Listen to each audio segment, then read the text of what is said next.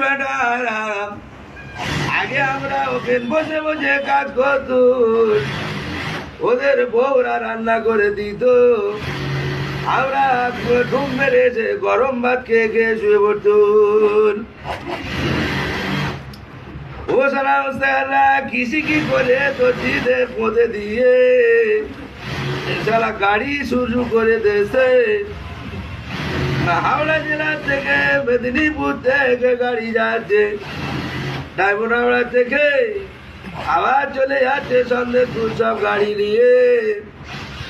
আর আমাদের বড় গ্রামে যেসব বড় লোকের ছেলেরা আছে, ওদের শ্বশুর বাড়ির টাকা গাড়ি মেরে বাড়ি সব কারখানা করে গরিব মানুষ ছেলেগুলো সব দাদন দিয়ে কিনে এলে, আর সব সারা 30 টাকার মাল সারা 14 টাকা দিচ্ছে।